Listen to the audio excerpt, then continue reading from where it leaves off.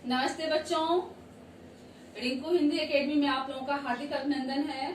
आज मैं आप लोगों के लिए टॉपिक लेके आई हूँ गद्य पद्य की परिभाषा, विशेषता एवं अंतर।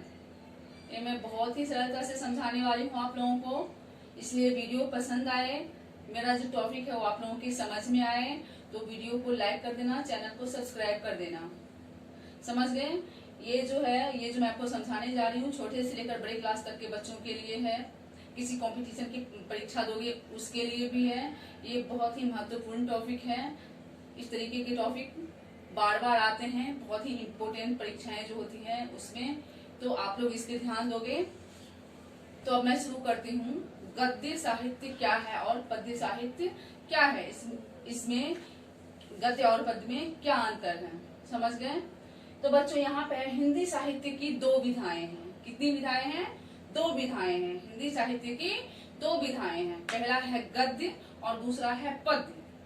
तो गद्य के अंतर्गत आता है कहानी, उपन्यास, नाटक, निबंध, संस्मरण, व्यंग तथा आत्मकथा, पत्र इत्यादि।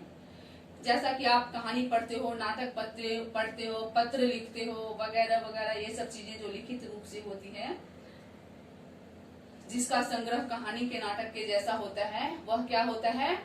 गद्य। समझ गए? जबकि पद्य जो होता है वो कविता होता है। समझ गए?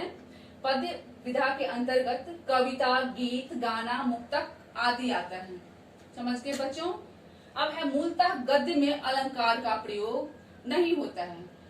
गद्य जो होता है, कहानी, नाटक वगैरह जो होता है, उसमें अलंकार का प्रयोग नहीं होता है। लेकिन पद्य जो है वो ऐसी विधा है साहित्य के, उसमें अलंकार का खूब प्रयोग होता है। समझ गए? अलंकार को पद्य का गहना माना जाता है। बिना अलंकार के प्रयोग से पद्य की रचना जो होती है वो पूरी नहीं हो सकती, क्योंकि पद्य जो होता है वो दोहा, कविता इस तरीके की होती है, तो उसमें लयात्मकता होती है और लयात्मकता को लाने के लिए इसमें अलंकार का प्रयोग किया जाता है। समझ गए? अब गद्य विधा की रचना को हम सीधा सपाट पढ़ सकते हैं। गद्य विधा गद्य जो होते हैं, इसकी रचना ऐसी होती है जिसको हम कहानी की तरह सीधा सपाट पढ़ सकते हैं, क्योंकि उसमें लयात्मकता नहीं होती है। उसमें लयात्मकता नहीं होती है। लेकिन इसके विपरीत पद्य विधा जो होती है, यानी कि पद्य जो होता है उसको हम सुरों में गा सकते हैं, क्योंकि उसमें लयात्मकता होती है। सुरों में जैसे गाते हैं गाना, वैसे गा सकते हैं, क्योंकि पद्य जो होता है उसमें लय होता है, लयात्मकता होती है। इस वजह से पद्य को हम सुरों में गा सकते हैं, गाने की तरह। वास्तव में गद्य हमारे विचारों से ताल्लुक रखता है। गद्य जो है वो हमारे विचारों से ताल्लुक रखता है, तभी तो लोग आत्मकथा लिखता है, कहानी को बनाकर लिखता है, अपने विचारों को बनाकर कहानी के जैसे लिखता है। तो ये जो है हमारे विचारों से क्या करता है? गद्य ताल्लुक रखता है, जबकि पद्य जो है मनोभावों से ताल्लुक रखता है। दूसरे शब्दों में कहें तो पद्य का संबंध मन से होता है, जबकि गद्य का संबंध मस्तिष्क से। बच्चों, आपको सुनकर ये आश्चर्य होगा कि पद्य की शुरुआत गद्य से बहुत पहले हो चुकी थी। समझ गए? क्योंकि हमारी जितनी भी धर्म, पुराण, महाभारत, रामायण, जितनी भी रचना है, ग्रंथों की रचना है, ये सारी रचना पद्य के माध्यम से, यानी कि पद्य के विधा से ही हुआ है। समझ गए? अब यहाँ मैं गद्य की परिभाषा आप लोगों को बताने जा रही हूँ तथा गद्य और पद्य में अंतर क्या है ये समझाने जा रही हूँ। तो अब मैं शुरू करती हूँ। एक ऐसी रचना जो छंद, ताल, लय, तुकबंदी से मुक्त होता है, स्वतंत्र होता है, गद्य कहलाता है। समझ गए? गद्य जो है वो गद्य धातु के साथ यत् प्रत्यय जोड़ने से बना है। समझ गए? गद्य का अर्थ होता है बोलना, बतलाना तथा कहना। गद्य में बुद्धि तत्व की प्रधानता होती है। इसमें चिंतन, मनन, तर्क वितर्क करने की क्षमता होती है।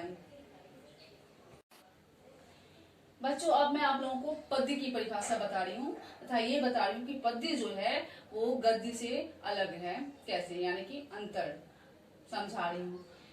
अब है पद्य की परिभाषा। छंदबद्ध या छंद युक्त ऐसी गीतात्मकता युक्त रचना जिसमें भाव एवं कल्पना की प्रधानता हो, पद्य कहलाती है। समझ गए? पद्य में हृदय तत्व की प्रधानता होती है। पद्य में रसानुभूति तत्व की अनुभूति होती है। विचारों, भावों और कल्पना की सृजनात्मकता के सौंदर्य का समावेश होता है। समझ गए? अब मैं यहाँ पे आप लोगों को बता रही हूँ, कुछ क्वेश्चन मैंने दिए हैं जो बहुत ही ज्यादा इंपॉर्टेंट हैं और बड़े क्लासों में तो खास कर पूछा जाता है। गद्य किसे कहते हैं? तो बच्चों मैंने जो समझाया है आपको इसी में आपके प्रश्नों के उत्तर मिल जाएंगे। गद्य की परिभाषा लिख दोगे, गद्य किसे कहते हैं, बस हो गया उत्तर। दूसरा है पद्य तथा गद्य में क्या अंतर है। समझ गए? तो गद्य और पद्य में क्या अंतर है जो मैंने आप लोगों को समझाया है, तो इसी में इसके आंसर आपको मिल जाएंगे। तीसरे नंबर का क्वेश्चन है गद्य तथा पद्य के साहित्य के चार प्रमुख साहित्यकारों के नाम एवं रचनाएं लिखिए। तो इसका उत्तर इस प्रकार है। गद्य के 4 प्रमुख साहित्यकार हैं। पहला है मुंशी प्रेमचंद, जिसकी रचनाएं हैं ये मानसरोवर, गोदान, मंगलसूत्र। दूसरा है जयशंकर प्रसाद, जिनकी रचनाएं हैं ध्रुव स्वामिनी, चंद्रगुप्त, स्कंदगुप्त। तीसरे नंबर पे हैं महादेवी वर्मा, जिनकी रचनाएं हैं गिल्लू और गौड़ा। चौथे नंबर पे हैं मन्नू भंडारी, जिनकी रचना है हिम्मती और सुमेरा। बच्चों अब पद्य के 4 साहित्यकार हैं एवं उनकी रचनाएं जो हैं वो इस प्रकार है। कवि बीजक दोहे इनकी रचना है।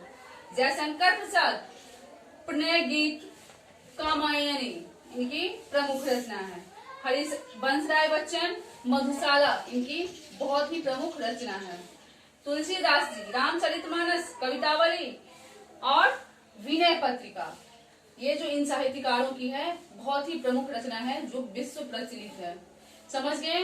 और ये जितने भी क्वेश्चन है बहुत ही इंपॉर्टेंट है और आते हैं। समझ गए? चाहे किसी परीक्षा में जाओ, किसी एग्जाम में जाओ, कहीं पे रिटन टेस्ट होगा आप लोगों को, ये बहुत ही इंपॉर्टेंट क्वेश्चन है। ऐसे क्वेश्चन जरूर आते हैं। आप लोगों को वीडियो पसंद हुआ होगा तो आप वीडियो को लाइक कर देना, चैनल को सब्सक्राइब कर देना और अपने फ्रेंडों से शेयर कर देना। बाय बच्चों।